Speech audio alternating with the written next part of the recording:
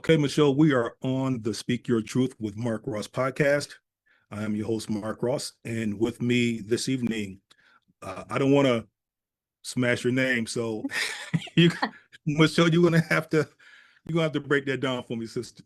For sure. It's Michelle Dosanjh-Johal, but I've been a teacher for 25 years and the kids just call me Ms. DJ.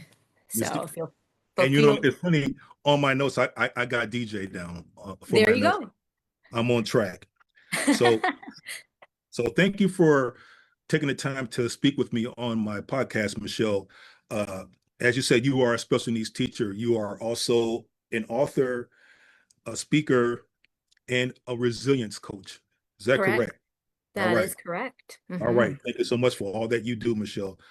Before we go about your work in particular, you mentioned to me a minute ago that you have an autistic child.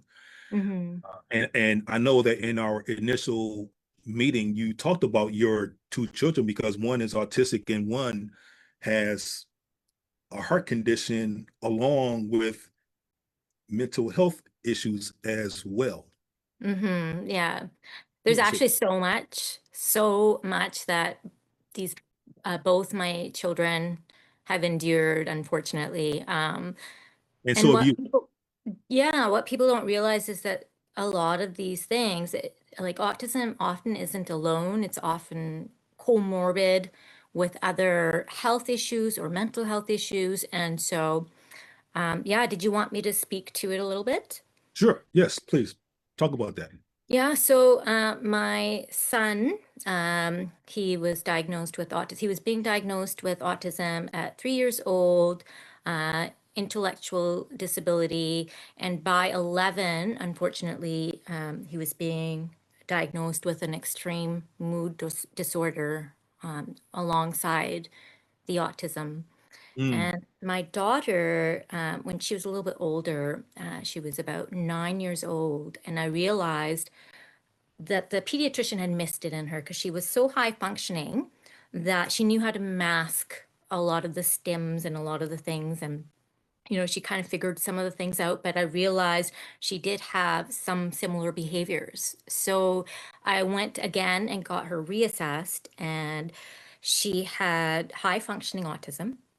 But, I'll never forget her response though, because the way I told her, we were on a beach in Maui and we were overlooking the ocean, and she was wearing this cute red swimsuit with white and black stripes, and I had explained to her that autism is a spectrum and that there are kids like her brother who are somewhere in the middle of the spectrum.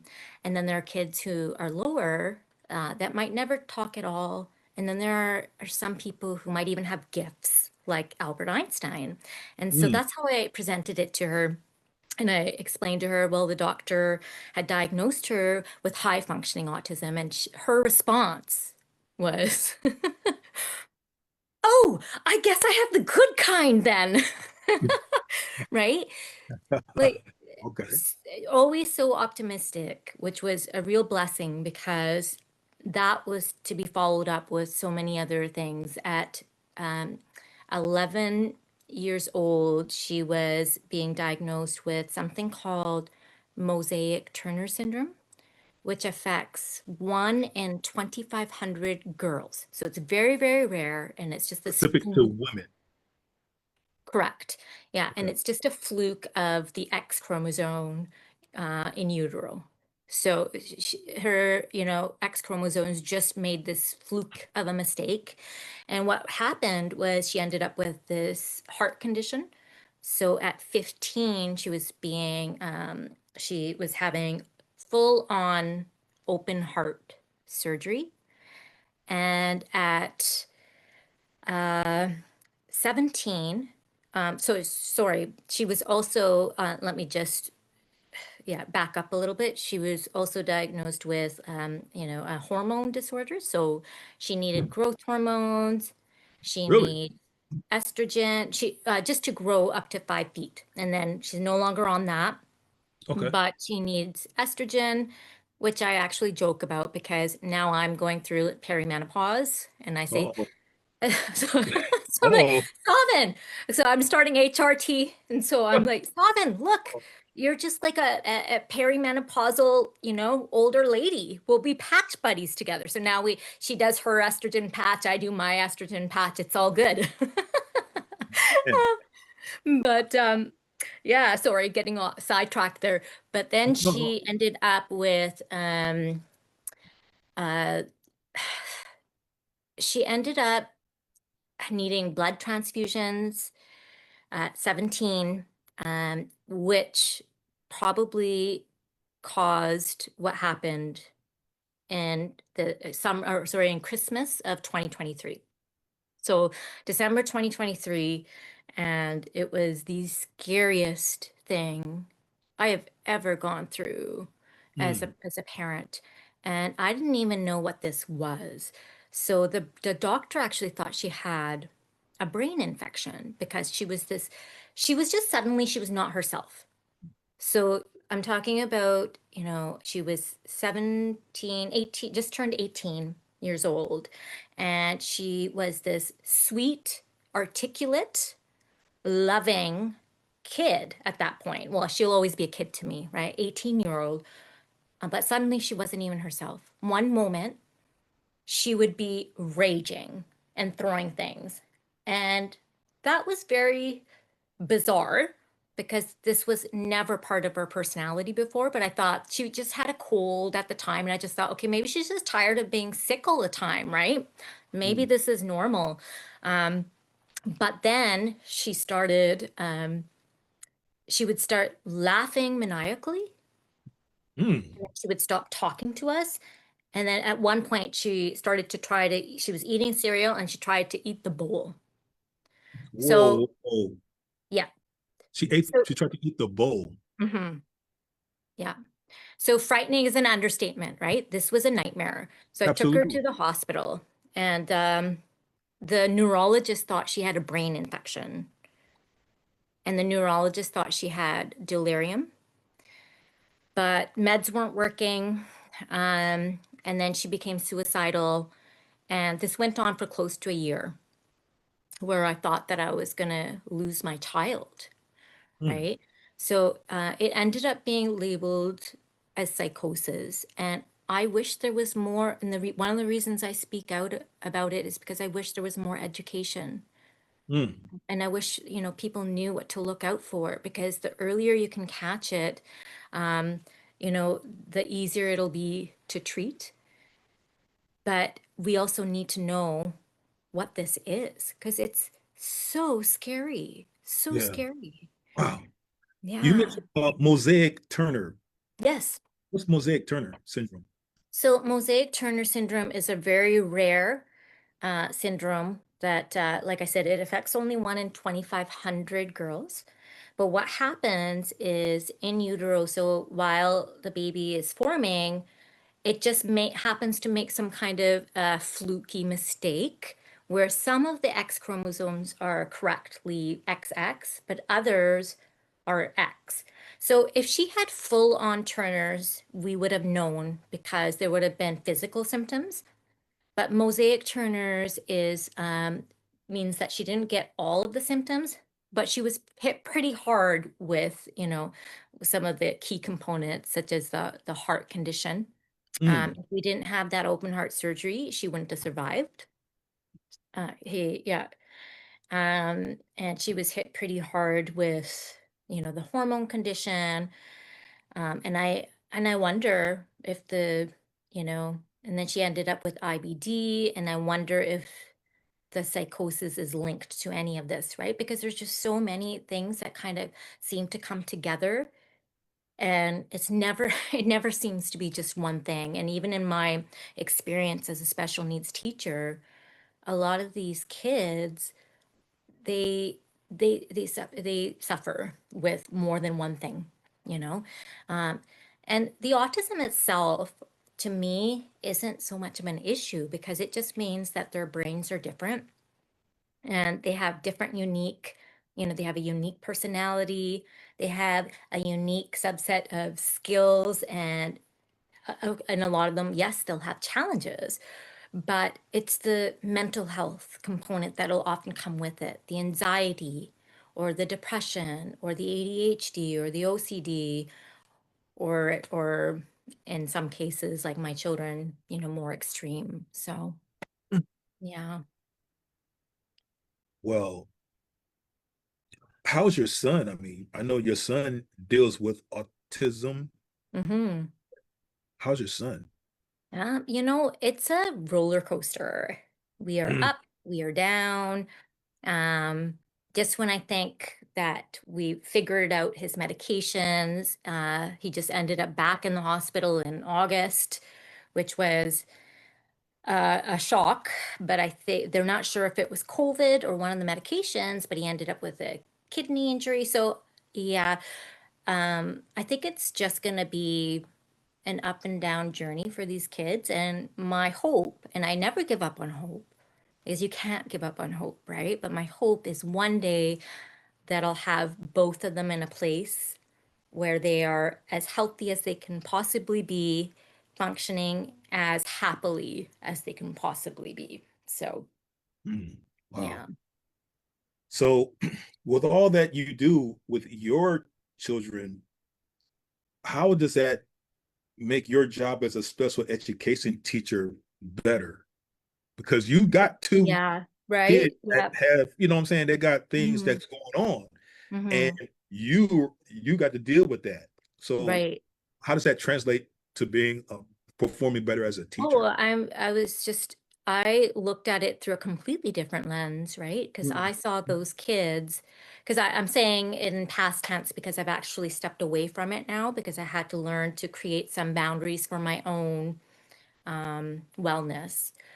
But I love those kids. I love them so much. yeah, But yeah. yeah, I mean, we'll talk about that later.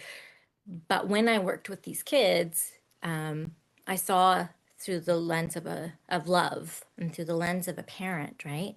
And I Mm, saw them as if, well, what would I do in this situation if this was my child? And so I think it just makes you a better educator when you have that kind of experience behind you. Yeah. yeah, I could definitely imagine that, Michelle, because Hmm. you're you're you're dealing with it, firsthand. Hmm. You're going home to this. And so, and not only are you going home to this, you're going to work with this. So it's like Right. if no one has a better grip on how to deal with that, it should be you. Right. Yeah, Yeah. yeah. And I have So to tell you, Mark, it was, there were a lot of dark nights, right? A ah, lot of dark nights of the soul. But I would always pull myself out simply by focusing on one thing. And that was the love that I have for my kids. And you that know, love is powerful enough to have saved me again and again and again. And so, what I would tell anyone that's going through a difficult time is find yourself an anchor, right? Whether that be love, whether that be hope, whether that be faith, these things are powerful. They can pull us out of the darkness, right? Because when we're going through a crisis, it feels like we're in this boat that's just sinking. And all we can do is just try to like bail out the water and stay afloat, right? So you need to find yourself an anchor so that you don't sink. And those kinds of things, love is powerful, hope is powerful, faith, these things are powerful. I mean, I even tattooed, I don't know if you could see, but like I tattooed hope yeah. onto my body, which is like Mm, a lotus flower for okay. my daughter when she had her open heart surgery because those things will pull you out of the darkness. And then Yeah. once you get out of the darkness, there are things you can do, right? So I created a whole resilience program I was gonna for get into that. people who are overwhelmed, who are going through this extreme stress, because you have to get a handle on your stress. Because I'm telling you, stress will turn into illness in your body and it will kill you, and we need to be better, right? I mean, who wants to live like that? Who wants to live overwhelmed and stressed out all the time? And so I realized that there were, and I'm a big nerd, and so I'd kind of been pulling together all these different strategies along the years because it was like 10 years of these really hard times so far. And I put together a framework that I realized was working for me, Okay. right? So that, and it's the acronym FAST, in Hmm. order to feel better fast. Um, and my program is called Make Stress Your Bitch. Oh, I like that. Hmm. Because Own. there are things you can do. You know, you don't have to be a victim. You can take control of your life, and there are so many things that we can do. Um, yeah, so that's my hope now, is to help others who are overwhelmed. Okay, okay. Uh, you're also the founder of Mindful Warriors Way. Is Correct. that Yeah. is that your resiliency coaching? It is, yeah. So resiliency coaching, my courses, Make Stress Your Bitch. I also have a social and emotional learning course for neurodiverse adolescents, because I have also taught. I was very, very fortunate to be social and emotional learning teacher for the Surrey School District. And so I I have a lot of tools and a lot of strategies, and I put those together in a few programs. Okay. Mhm. How do you make uh stress your bitch? So shall we get down to it, Mark? Let's go. Yeah, let's do it. So, so the F stands for to feel. We need to be able to feel our feelings. We cannot repress that shit, right? Excuse my language. Oh no, go Because for if it. we do that, it's going to become trauma in our body. It's going to become illness. And there are so many research studies that prove this, right? And Dr. Gabor Mate talks about this all the time. And he talks about how 80% of autoimmune sufferers are women who are repressing emotions. You know, Mm, it's because mm. for women, it's anger most of the time. Women don't want to look like that angry bitch. You know, they don't want to come across as that. Uh, they don't want to look like that. But Why do people all embrace that human. though? Sorry. Some people embrace that though. I'm, Yeah, I mean, I'm an angry bitch, and I want everybody to know that I'm the angry bitch. I haven't seen it in my part of Canada here, but I'll believe you. And you know, there's a healthy way to express our anger, and then there is you know, an unhealthy way. So I'm not talking about being angry and becoming, you know, this horrible version of you and hurting people. That's not what I'm talking about. I'm talking about being able to feel your feelings in a healthy way. So I started kickboxing in Oh, order to, yeah, in order to just kind of rid myself of any anger that I might be repressing, because we okay. also don't want to repress it. I Mm, know too many women who feel like they just have to pretend to be happy all the time, and that is not healthy for us. You have to give yourself permission to feel and to find outlets to express. And there's a lot of different ways to do that. Yeah, mm. so that's the first part there. I like that. I like that. So talk about this, the FAST acronym, if you will. Yeah, so that was the F, and then the A and the S stand for to accept and surrender to the things that you cannot change. Okay. Ooh, So, ooh. what I see all the time are people who still can't accept that their children have challenges, or that their children have autism, or, you know, whatever the thing might be. And when we do that, it is in that resistance that suffering is created. And the Mm, moment you accept that, okay, this is the situation, that doesn't mean that you're not going to help your child, but okay, this is the baseline, this is the situation, that you know, you let go of that resistance. And when you let go of that resistance, I mean, Eckhart Tolle talks about this all the time, that's when you can find some sort of peace. And I have to tell you, like, the hardest thing that I had to accept was my daughter's psychosis. And it was about the third time that we Mm, went back to the hospital. And this time she's suicidal. Um, and she's trying to run away from the hospital. And so they have her in restraints. And somehow this, like, she's usually so gentle and so calm, but somehow she's become Houdini and she's like breaking out of her restraints. I'm going, who is this person? This person is not my child, right? So they right. had to put her in this room that looked like a prison cell. Okay, so if you can imagine, it's like these cold concrete walls, their mattress on the floor to sleep on, and the steel toilet. It was like a prison room. And so, and my saving grace was that when they allowed me in there to sit with her, then they would leave the door open. Otherwise, they would lock the door. So I just didn't leave her side. But that was our lowest point. And at the same time, she had IBD that was acting out. And I honestly didn't know if I was going to lose my child. But she was sleeping on the mattress, and I had a moment where I just surrendered it to God. And I was like, okay. Like it was the worst hour for us. But I was like, okay, well, if this is what you've given us, then I guess this is what I have to deal with. There must be a reason for it.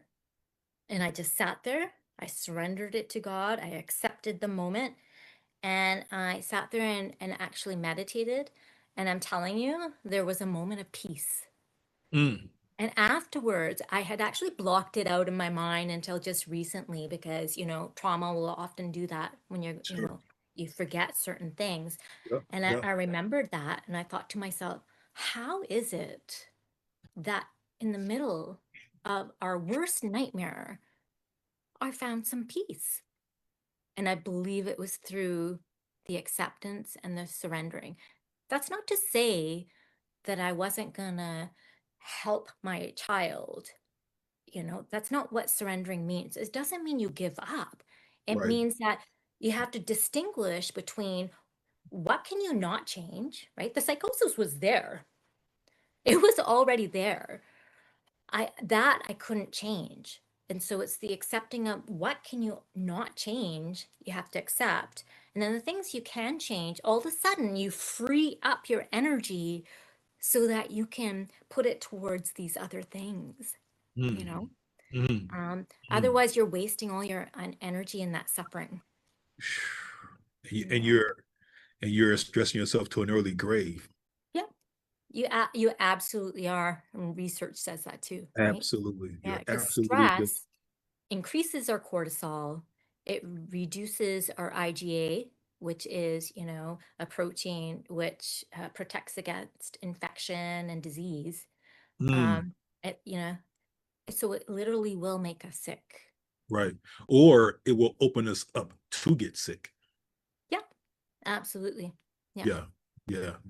Wow. Well, I'm glad that I'm glad to know that there is a way out there. of your mess, so to speak, Hmm. and that I guess what I'm getting out of what you're saying is uh, whatever issues we got going on, especially those that are beyond our control, you got to let that go, basically, because Hmm. things that you can't fix Yeah, and that you can't control, it's killing you. absolutely. Yeah, you absolutely have to figure out.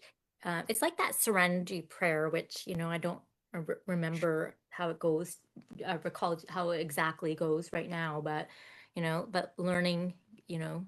learning the difference Mm, between the things you can change and that which you cannot. mm, mm. And knowing Yeah. the difference to do better. Yeah. Yes. Yes. So, Exactly. yeah. So you co-authored a book called Smart Start Over Volume 7. Oh, that's right. Yes, it's coming up soon. It's coming out soon, another few months. Hmm. Okay. So what will that be about? So that's going to be about our story of resilience. And it focuses on my life story, and then it focuses on my children and some of the things that I've talked to you guys about here, and then there's more to it.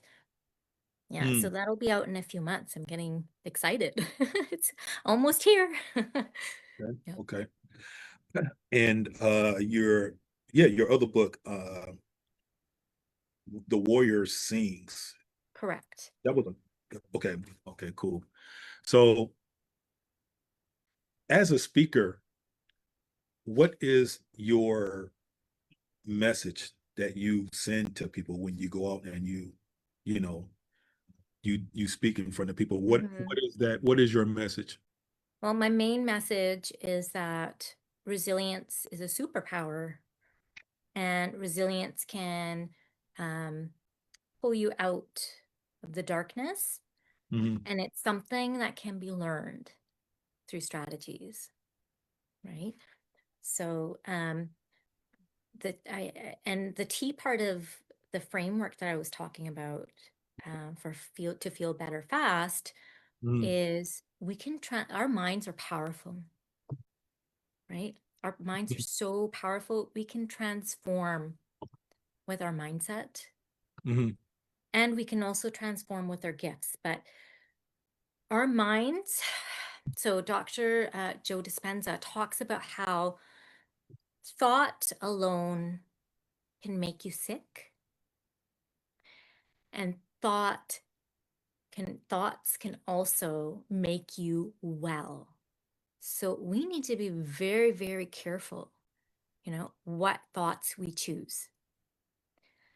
Yeah. Um, so and then there are others like Sarah Almadani who have said the mind is not your master, it is your servant.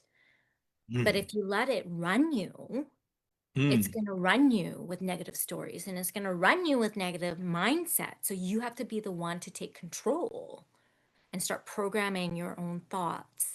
Because it's a powerful, powerful thing when we're mhm. able to, despite what's going on in our lives, just to take control of our mindset. So, Mindset. mhm. Yeah. How do you help people change their mindset though? Because Yeah. uh, that I could imagine that that would be some work. It would be a lot of work. And so I can't help anyone that's not willing to want to change, right? They have to be willing to want it, and they have to be willing to do the work because it's a lot of work. It's a Absolutely. lot of work. Absolutely. Absolutely. Hmm. Wow. Um, and pardon me, Michelle, but I was just I think I sent you a text, but I was in an interview recently, right before we started this interview. I'm going to be receiving an award sometime soon Amazing. for the work that I do. So Well, congratulations. That's thank you so much. wonderful. So much. Uh, but what's next in your journey? Mhm. You've done a lot, and you got a book coming out. You co-authored one already. Uh, what's next in your journey?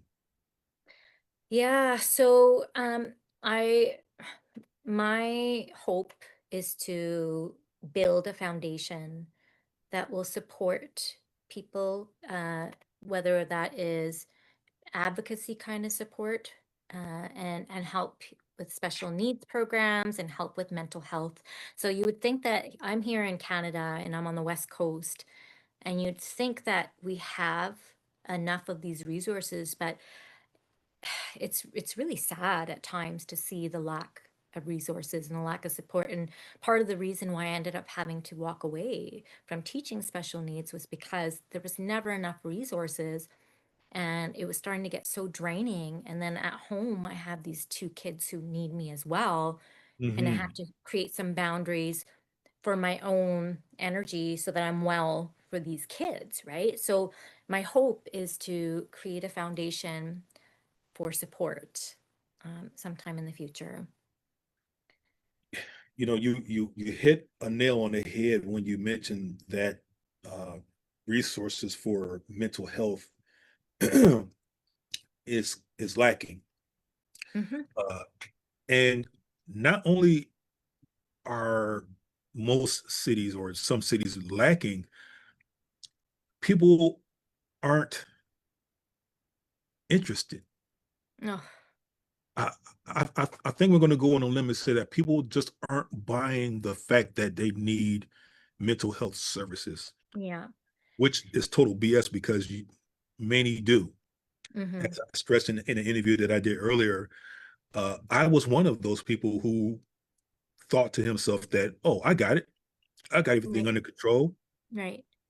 But when the lights were off and I'm sitting here laying in the bed, I'm scared because I know that I'm going to get woke up screaming, yelling because of a PTSD related nightmare that I'm having.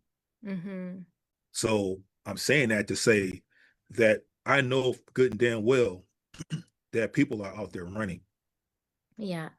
Well, if you come here to Vancouver, all you have to do is walk out to Hastings Street and you'll see way too many homeless people. Yeah. And the statistics basically say anywhere from 50 to 70% of homeless people, depending on where you're gathering the statistics, have mental health issues, right? And I think back to when my daughter was going through her psychosis, right? Hmm. And so this is part of the reason I'm speaking out is because I want people to understand and see the humanity behind the illness, right? My daughter, that was not my daughter. I'm telling you, my daughter is, and it makes me tear up. Like, she is the sweetest, kindest kid. She would give, you know, people her own food off her plate, even though she loves food a lot. You know, I mean, at this time, she's writing messages to give out to hospital children. I mean, she's like such an empathetic human. And she was not herself. That raging human, that was not her. That was an illness of the mind. And think about it. If 50 to 70% of the people on the streets are either going through some sort of psychosis like that or some other kind of mental health issue, they need help, they need support. My daughter refused to go to the hospital. Yeah. We had to call the cops to Yeah. take her Yeah. because she was not in her right mind, right? Hmm. People are not in their, a lot of them are not in their right mind, and it is not fair for anyone to judge. And they don't want to admit that they are, Right, right. because now comes the stigma. Now comes the labeling. And that's why we need to talk about it, right? That's why we need to, and this is why I'm here, because I'm here to talk about it because I'm saying there is nothing to be ashamed of. Right? Nothing. Nothing. If I was ashamed, then I certainly wouldn't be here talking about it. I certainly wouldn't be writing about it in a book, you Hmm. know. But Hmm. um and this is how we decrease the stigma is by talking about it and saying there is nothing to be ashamed of. Illness is illness, whether it is an illness that is originating in your mind or in your body. It is no different than someone who has diabetes and their body is not, producing insulin. Absolutely. This person, their brain, it has too much dopamine, or their neurotransmitters are off, and that is not their fault. And so we need to get rid of the shame and get rid of the stigma, and we need to just start helping people. It's so Amen. important. So Amen. important. Yes, it Yeah, is. I get really passionate about this Yeah. stuff. Me too. Me Yeah. too. And that's why I'm doing what I'm doing. Yes, Why I'm yes, interviewing you. yes. Yes. So because Amen. I was there. I was there. Yeah, I was that dude. yes. There's nothing wrong with me. I'm cool. But I'm drinking myself to sleep and I'm still waking up every night with nightmares. But I'm cool though. I'm cool. Right. Karen, purposely drinking and driving because I want to end my life. Yeah, but I'm cool though. That's what a Right. lot of people are doing. Yeah, They're hiding behind those masks, and it's people like us that needs to remind people that it's okay exactly. It's to okay. walk in where you It's are because absolutely. It's okay not to be okay, and it is okay to get some help. And and I feel like, Mark, I feel like men need to hear that more than anything, absolutely, right? Men want to absolutely, pretend, like you just explained, like the way, you were feeling. They yeah, want to just pretend to be the alpha guy and, I don't need yeah, help. I'm okay.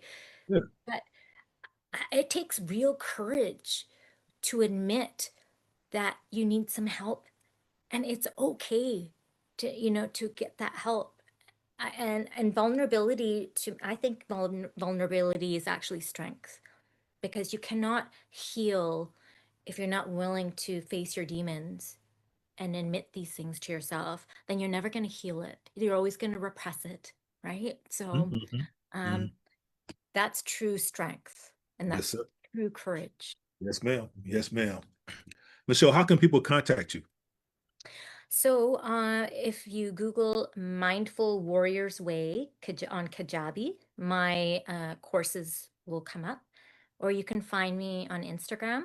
I have two accounts. I have Mindful Warriors Way, which is my poetry account. I didn't really get to talk too much about my poetry, but poetry was my way of facing my demons and my Mm, pain, and mhm. transforming it into art. And so when I say transform, we can transform with mindset, we can transform with gifts, right?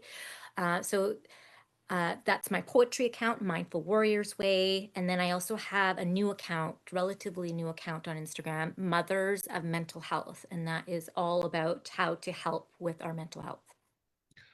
Mothers of Mental Health. And Mindful Warriors Way. Yep. And both of those are on IG. Correct. Yeah. Okay. All right. I'm gonna post that on on the podcast on YouTube once I get that. So Wonderful. cool, cool. Michelle DJ, Yeah, that's right. That's me. I thank you so much for taking the time to speak with me about this issue because we need conversations like this. Mhm. And I thank you for what you do. I thank you for what you're going to do because I know you're going to do more and help hopefully impact more people's lives. We need to continue our efforts in just putting the word out there that it's okay to ask for help. It's Absolutely. okay Yeah. to stop running. Stop running. Stop running.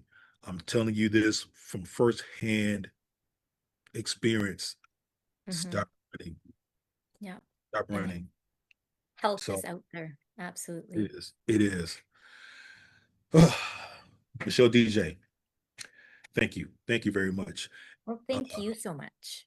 thank you. I And I, yeah, go I ahead. Go ahead. I'm appreciate sorry. everything that you're doing as well, right? These conversations can't happen without people like yourself, Thank you. and they're incredibly important conversations to be had. They So, are. They are. They are. But more importantly than that, uh, we need action. mhm, We need action. We need more people like us to speak out. We need more people that need help to to get it mhm, and to do the work. yeah, Keywords: do the work. mhm, You yeah. know, You don't because have to be a victim. no, No, no, no. no, we don't. So much love and respect to you, Miss Michelle DJ, and you have a good rest of your day. And with that being said, this has been another episode of the Speak Your Truth with Mark Ross podcast. As I always say, and as Michelle DJ just said, it's okay to not be okay. Just do something about it. With that being said, Michelle DJ, you have a good rest of your day, ma'am. You as well. Thank you. All right. Take care now. Bye Bye bye. bye. All right.